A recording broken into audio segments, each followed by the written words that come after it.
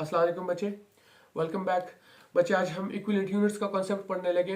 अब equivalent units के concept को समझाने के लिए मैं आपको एक एग्जांपल देता हूँ। देखो बच्चे, फॉर एग्जांपल आप प्रोडक्शन कर रहे हो, कुछ यूनिट्स बन चुके हैं, कुछ अभी बनना बाकी है और ईयर एंड आ गया या अकाउंटिंग पीरियड खत्म हो गया। ठीक है, अब जो अकाउंटिंग पीरियड गुजर चुका है उसकी रिकॉर्डिंग तो आपने करनी है ना, उसको रिपोर्ट तो करना है। ठीक है, उसके रिकॉर्ड्स बनने हैं, ओपनिंग क्लोजिंग वगैरह ये सब आपने रिपोर्ट करना है।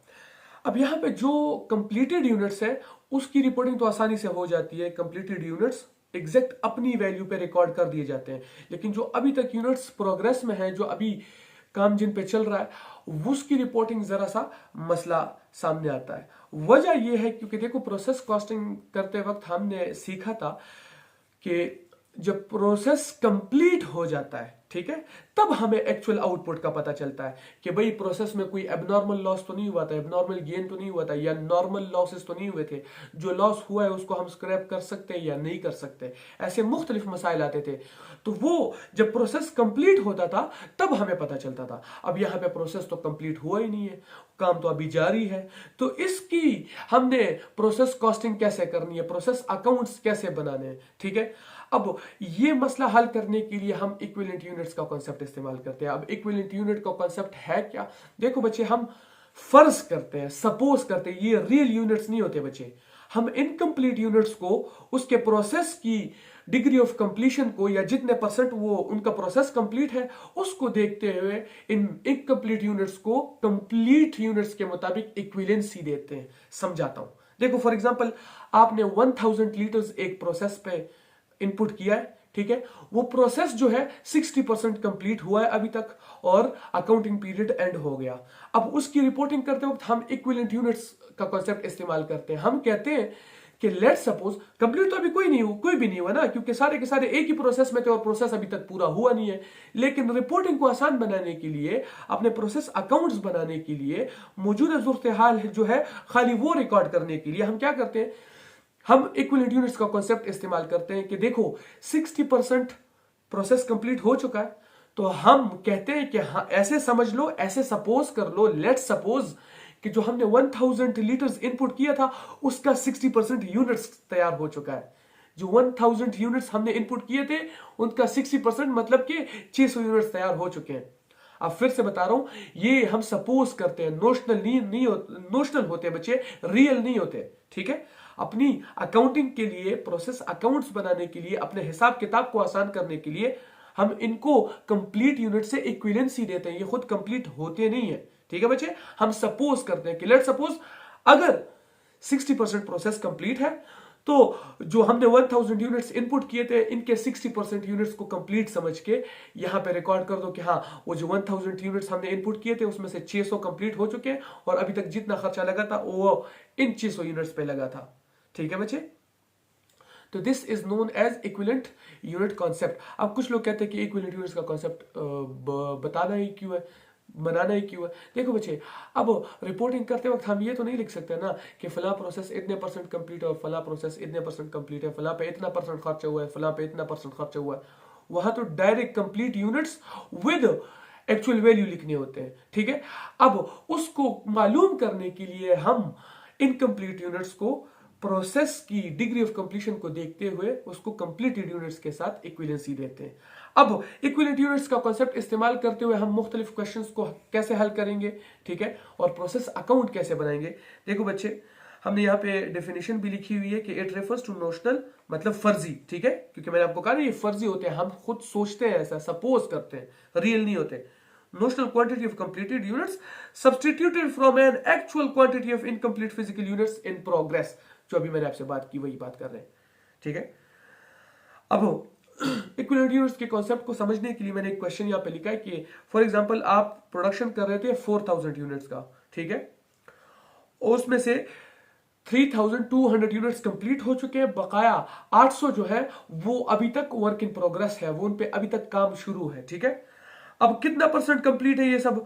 मटेरियल के मुताबिक 100% काम हो चुका है, यानी मटेरियल 100% काम हो चुका है, लेकिन कन्वर्जन के मुताबिक 60% काम हुआ है। अब कन्वर्जन किसे कहते हैं? देखो बच्चे, लेबर एंड एक्सपेंसेस या लेबर और अदर ओवरहेड जितने हैं, इनको अगर एक साथ लिखो तो इसे कन्वर्जन कहते हैं। कन्वर्जन क्यों कहते हैं? देखो बच्चे, रॉ मटेरियल जो है उसको लेबर ही फिनिश गुड में कन्वर्ट करता है ना, और कुछ ना कुछ एक्सपेंसेस का इस्तेमाल करके फिनिश गुड में कन्वर्ट करता है। तो लेबर और एक्सपेंसेस या लेबर और अदर ओवरहेड्स को अगर एक साथ लिखा जाए तो इसे कन्वर्जन या कन्वर्जन कॉस्ट कहते हैं। अब जो खर्चा लगा है मटेरियल का, 6000 खर्चा लगा अभी तक, और कन्वर्जन के मुताबिक $4416 लगे। अब यहां पे क्वेश्चन है कि जो 6000 खर्चा हुआ है मटेरियल का, उसका पर यूनिट क्या बनता है, इसमें से कंप्लीटेड यूनिट्स का खर्चा कितना है और वर्क इन प्रोग्रेस का कितना है। ठीक है, कन्वर्जन का जो 4416 लगा है उस पे पर यूनिट का खर्चा कितना है। ठीक है, कंप्लीटेड यूनिट्स का खर्चा इसमें से कितना बनता है, और जो अभी तक प्रोग्रेस में है, जो अभी तक जिस पे काम चालू है, जिसको आप क्लोजिंग यूनिट्स भी कह सकते हो, उनका खर्चा कितना है।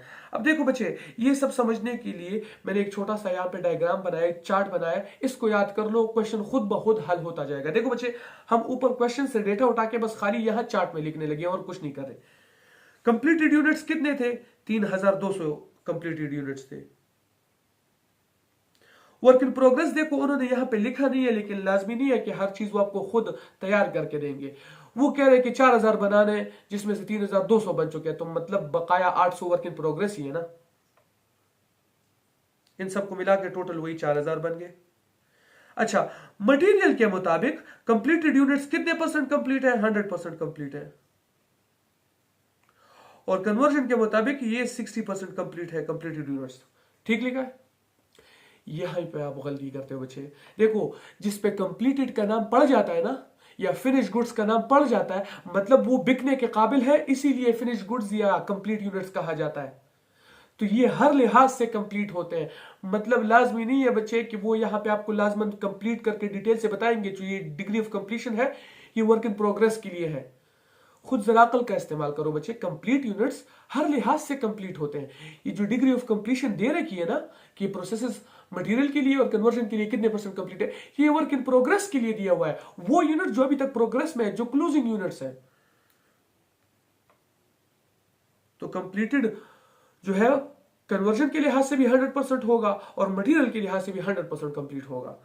अब जो वर्क इन प्रोग्रेस है वो मटेरियल के मुताबिक 100% कंप्लीट हो चुका है और कन्वर्जन के मुताबिक 60% कंप्लीट हो चुका है। ठीक है, अब हमने और कुछ नहीं किया, खाली क्वेश्चन से उठा के यहाँ पे पुटिंग की है। अब ये खुद हल होता जाएगा। देखो बच्चे, 3200 का 100% कितना बनता है? वही 3200 बनता है।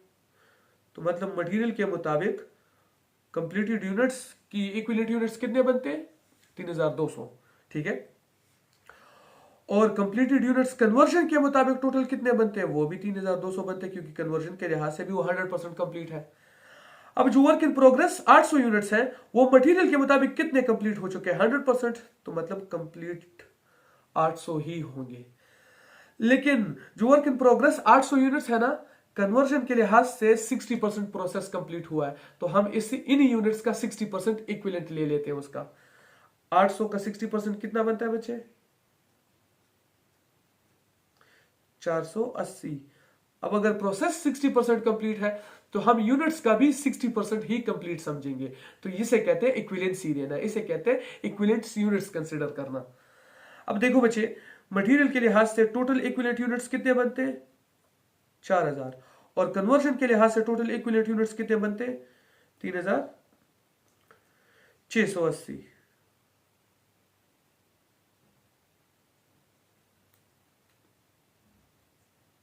अब इनका पर यूनिट निकालते हैं, यानी statement of cost per unit, लेकिन टोटल यूनिट्स के मुताबिक नहीं, पर इक्विवेलेंट यूनिट्स के मुताबिक ये मालूम करना होता है। क्योंकि असल में 4000 मटेरियल के मुताबिक और 3680 अभी तक बन चुके हैं। ठीक है, इक्विवेलेंट यूनिट्स के कंसेप्ट को देखते हुए। अब देखो बच्चे, मटेरियल के टोटल कितने यूनिट्स टोटल कितनी कॉस्ट है? 6000 की कॉस्ट लगी थी। लेबर की कॉस्ट कितनी थी टोटल? अब देखो, मैंने यहाँ पे कन्वर्जन का नाम नहीं लिखा, उसकी जगह लेबर एंड ओवरहेड्स लिखे, ताकि आपको बार बार ये प्रैक्टिस हो जाए कि लेबर एंड ओवरहेड्स का नाम आए या कन्वर्जन का नाम आए, ये एक ही बात है। या यहाँ पे अगर लिखा जाए कि लेबर एंड एक्सपेंसेस, तो उसका मतलब भी कन्वर्जन ही होता है। अच्छा, इक्विवेलेंट यूनिट्स के कंसेप्ट को देखते हुए मटेरियल के मुताबिक इक्विवेलेंट यूनिट्स कितने थे? 4000। ठीक है, तो हमने मटेरियल के लिए 4000 यूनिट्स लिखे, और कन्वर्जन के इक्विवेलेंट यूनिट्स कितने थे 3680। तो अपनी अपनी कॉस्ट को अपने इक्विवेलेंट यूनिट्स पे डिवाइड करेंगे, हमें पर यूनिट कॉस्ट मालूम हो जाएगी। अब देखो बच्चे, हमने मालूम कर लिया कि मटेरियल का पर यूनिट 1.5 और कन्वर्जन का पर यूनिट 1.2। एक सवाल तो हल हो गया। अब मटेरियल के 6000 में से कंप्लीटेड यूनिट्स की कॉस्ट कितनी थी? तो देखो बच्चे, मटेरियल के कंप्लीटेड यूनिट्स के मुताबिक मटेरियल के इक्विवेलेंट यूनिट्स कितने बनते? 3200। तो 1.5 को 3200 से मल्टीप्लाई करो, ये बनता है 4800। मतलब 6000 में से कंप्लीटेड यूनिट्स का खर्चा कितना था? 4800। अच्छा, वर्क इन प्रोग्रेस के कितने यूनिट्स बन चुके हैं मटेरियल के मुताबिक? उनके 800 बन चुके हैं। तो 1.5 को 800 से मल्टीप्लाई करो, तो बकाया 1200 जो है वर्क इन प्रोग्रेस यूनिट्स की कॉस्ट है। अच्छा, कन्वर्जन की जो कॉस्ट है उसमें कंप्लीटेड और वर्क इन प्रोग्रेस यूनिट्स की कितनी कितनी कॉस्ट है मालूम करते हैं। ये जो पर यूनिट कॉस्ट है ना कन्वर्जन की, इसको हम मल्टीप्लाई करेंगे कंप्लीटेड यूनिट्स कन्वर्जन के मुताबिक कितने कंप्लीट है? 3200 इक्विवेलेंट यूनिट्स है। तो ये 1.2 को मल्टीप्लाई करेंगे 3200 से, तो इसमें से 3840 जो है ये कंप्लीटेड यूनिट की कॉस्ट है। और वर्क इन प्रोग्रेस के यूनिट्स कन्वर्जन के मुताबिक कितने कंप्लीट है, कितने इक्विवेलेंट यूनिट्स है? 480। तो 1.2 को अभी 480 से मल्टीप्लाई करेंगे तो वर्क इन प्रोग्रेस वाली कॉस्ट भी आ जाएगी 576। इन दोनों को प्लस करोगे वापस 4416 ही बनेंगे। देखते हैं, 5576 प्लस 3840, तो वापस 4416 ही बन गए। तो ये क्वेश्चंस तो हल हो गए। लेकिन अगर आपको कहा जाए इस तरह के क्वेश्चन ना पूछे जाए, बल्कि आपसे कहा जाए कि प्रोसेस अकाउंट बना के दिखाओ, ठीक है, तो वो कैसे बनाते हैं अभी बताता हूं बच्चे। हमने statement of cost per equivalent units मालूम कर लिया। अब स्टेटमेंट ऑफ एवेल्युएशन भी, मतलब जो कंप्लीटेड थे उसकी टोटल वैल्यू कितनी बनती है और जो अभी तक प्रोग्रेस में है, ठीक है, उसकी टोटल वैल्यू कितनी बनती है। अब बचे मटेरियल का पर यूनिट कॉस्ट कितना है? 1.5 और जो कन्वर्जन की कॉस्ट पर यूनिट कितनी है? 1.2। इन दोनों को मिला के हमारे पास टोटल कॉस्ट पर यूनिट आती है। तो 1.5 प्लस 1.2, तो टोटल कॉस्ट पर यूनिट कितनी है हमारी? $2.7। अब देखो बच्चे, कंप्लीटेड यूनिट्स कितने थे? 3200 कंप्लीट हो चुके थे 4000 में से। वर्क इन प्रोग्रेस कितने थे? वो 800 थे। अब ये मैं यहां पे नहीं लिखने लगा, वजह देखो बच्चे, जो कंप्लीटेड थे वो तो मटेरियल और कन्वर्जन दोनों लिहाज से कंप्लीट थे ना, तो उसको टोटल कॉस्ट पर यूनिट से मल्टीप्लाई करेंगे, उसकी टोटल वैल्यू आ जाएगी। ठीक है, 3200 को मल्टीप्लाई करेंगे 2.7 से, तो 8640 उसकी टोटल वैल्यू है। ठीक है बच्चे, अब अक्सर स्टूडेंट्स 800 जो है यानी वर्क इन प्रोग्रेस है उसको भी 2.7 से मल्टीप्लाई कर देते हैं। नहीं बच्चे, उसको 2.7 से मल्टीप्लाई नहीं करना, उसकी मटेरियल की वैल्यू अलग मालूम करनी है और लेबर जो ओवरहेड्स है उसकी वैल्यू अलग मालूम करनी है। वजह बताता हूं, देखो जो वर्क इन प्रोग्रेस यूनिट्स है वो मटेरियल के लिहाज से तो टोटल 800 बन चुके हैं, लेकिन कन्वर्जन के लिहाज से सिर्फ 480 बने हैं। तो आप टोटल 800 को 2.7 से कैसे मल्टीप्लाई कर सकते हो? उसकी मटेरियल की जो इक्विवेलेंट यूनिट्स है वो वैल्यू अलग मालूम करनी है और जो कन्वर्जन के इक्विवेलेंट यूनिट्स है उसकी वैल्यू अलग मालूम करनी है, क्योंकि वो एक जैसे नहीं है। 800 सारे के सारे नहीं बने बच्चे, ये कंप्लीटेड तो सारे के सारे बन चुके हैं, इसलिए उसको कंप्लीट कह रहे हैं। मटेरियल के लिहाज से भी 3200 थे और इक्विवेलेंट यूनिट्स के लिहाज से और कन्वर्जन के लिहाज से भी 3200 थे, इसलिए उनको टोटल कॉस्ट पर यूनिट से मल्टीप्लाई किया। वर्क इन प्रोग्रेस वाले मटेरियल के मुताबिक सिर्फ 800 इक्विवेलेंट यूनिट्स है, जबकि कन्वर्जन के मुताबिक 480 अभी तक बन चुके हैं। तो ये आपने डायरेक्ट इस तरह वैल्यू नहीं फाइंड करनी, ये गलती है बच्चे। मटेरियल के लिए अलग फाइंड करेंगे। वर्क इन प्रोग्रेस के जो 800 थे, मटेरियल के मुताबिक 800 इक्विवेलेंट यूनिट्स थे, देखो बच्चे यहां पे लिखा हुआ है, और कन्वर्जन के मुताबिक वो कितने थे? 480 थे। अब मटेरियल को अपने कॉस्ट पर यूनिट से मल्टीप्लाई करेंगे जो कि 1.5 है, और कन्वर्जन को अपने कॉस्ट पर यूनिट से मल्टीप्लाई करेंगे जो 1.2 है। तो पहले 800 को मल्टीप्लाई करते हैं 1.5 से, तो जो वर्क इन प्रोग्रेस के 800 यूनिट्स थे मटेरियल के मुताबिक उसकी वैल्यू कितनी बनती है? 1200। ठीक है, और जो वर्क इन प्रोग्रेस के 480 इक्विवेलेंट यूनिट्स थे कन्वर्जन के मुताबिक उसकी टोटल वैल्यू क्या बनती है? 480 को कन्वर्जन की कॉस्ट पर यूनिट से मल्टीप्लाई कर देते हैं।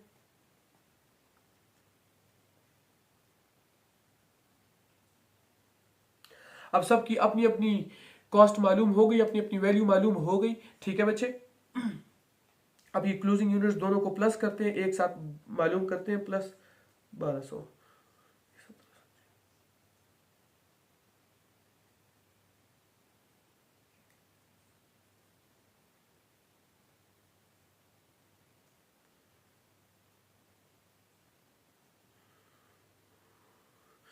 क्लोजिंग यूनिट्स की वैल्यू टोटल कितनी है? 1776। क्लोजिंग यूनिट्स का हो या वर्क इन प्रोग्रेस यूनिट्स का हो, दोनों एक ही बात है बच्चे। ठीक है, तो उसकी टोटल वैल्यू कितनी है? 1776। और कंप्लीटेड यूनिट्स की टोटल वैल्यू कितनी है? 8640। ठीक है,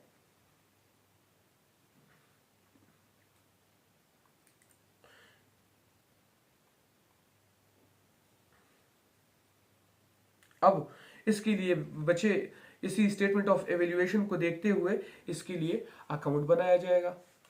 मटेरियल हमने कितना इनपुट किया था बच्चे?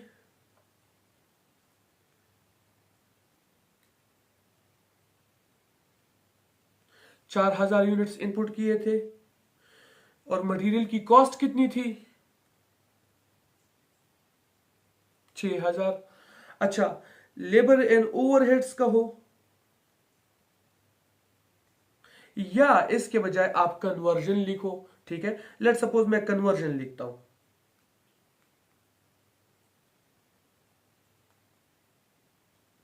कन्वर्जन की टोटल कितनी कॉस्ट लगी थी? 4416।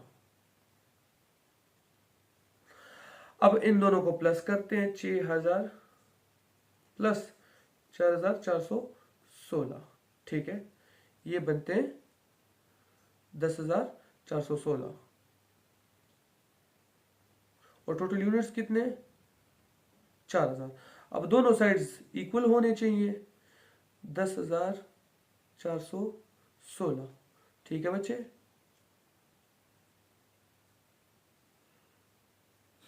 अब यहां पे जो एक्चुअल ट्रांसफर हुए, जो कंप्लीट होके आए हैं, ठीक है, जो एक्चुअल आउटपुट है, अब देखो बच्चे फिर से बता रहा हूं, अक्सर स्टूडेंट्स इन नामों में ही फंस जाते हैं। यहाँ पे ट्रांसफर यूनिट्स लिखो या एक्चुअल आउटपुट लिखो, एक ही बात है। ठीक है, वो कितने थे? 3200। और उनकी वैल्यू क्या थी? ये अभी हमने मालूम की, 8640। अच्छा, जो क्लोजिंग यूनिट्स थे वो कितने थे? क्लोजिंग का हो या वर्क इन प्रोग्रेस का हो, एक ही बात है बच्चे, फिर से बता रहा हूं, वो 800 यूनिट्स थे। उनकी असल वैल्यू क्या थी? देखो, असल इक्विवेलेंट यूनिट्स के हिसाब किताब को देखते हुए 1776 उनकी टोटल वैल्यू थी। ठीक है, अब जरा इन दोनों को प्लस करके देखते हैं कि ये सब वापस इसके इक्वल आ रहे हैं या नहीं। देखो बच्चे, 8640 प्लस 1776, वो एग्जैक्टली 10416 के बराबर आ रहे हैं बच्चे। और 3200 प्लस 800 वो 4000 के बराबर आ रहे हैं। ये था इनका प्रोसेस अकाउंट, बिल्कुल सिंपल। इसमें ट्रिक सिर्फ इतनी है बच्चे, देखो फिर से बता रहा हूं, ये यहां से उठा के यहां पे ठीक करके लिखते हैं, 1776। अक्सर आपको क्वेश्चन में डायरेक्ट इसी तरह ये सब दिया गया होता है। ठीक है, तो यहाँ पे स्टूडेंट समझते हैं कि शायद ये 800 को भी डायरेक्ट 2.7 से मल्टीप्लाई करके ये निकल आया। नहीं बच्चे, 800 को 2.7 से मल्टीप्लाई नहीं करना, क्योंकि 2.7 तो टोटल कॉस्ट पर यूनिट है। अगर ये 800 मटेरियल और कन्वर्जन दोनों के लिए 800 होते तो हाँ फिर कर लेते, लेकिन ये जो 800 वर्क इन प्रोग्रेस यूनिट्स थे ना, वो मटेरियल के मुताबिक तो पूरे के पूरे 800 बन चुके थे, लेकिन कन्वर्जन के मुताबिक 480 बने थे सिर्फ। तो इनको पहले मटेरियल के लिए अलग टोटल वैल्यू मालूम करो, कन्वर्जन के लिए अलग टोटल वैल्यू मालूम करो, वो प्लस करके यहां पे लिखी जाएगी बच्चे।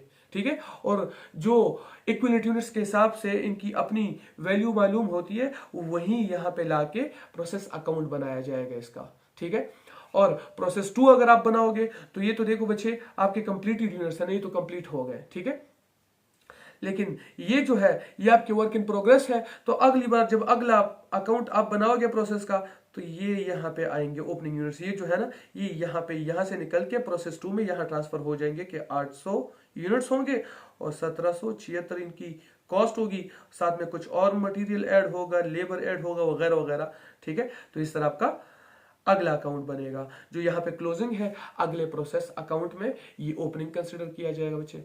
That was all about complete knowledge of equivalent units. बच्चे फिर से बता रहा हूं, इसके जरिए आप अगर सिर्फ ऐसे क्वेश्चंस आपसे पूछे गए हो तो वो इस चार्ट के जरिए भी हल हो सकते हैं। ठीक है, पर यूनिट मालूम कर लो इक्विवेलेंट यूनिट्स को देखते हुए, टोटल यूनिट्स को नहीं, इक्विवेलेंट यूनिट्स को देखते हुए पर यूनिट मालूम करो, ये सारे हल हो सकते हैं।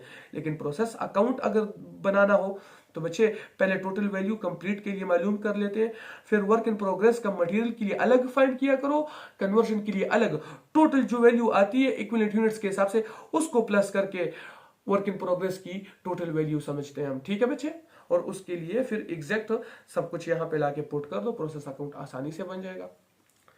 अल्लाह हाफिज बच्चे, नेक्स्ट लेक्चर में इंशाल्लाह मिलते हैं।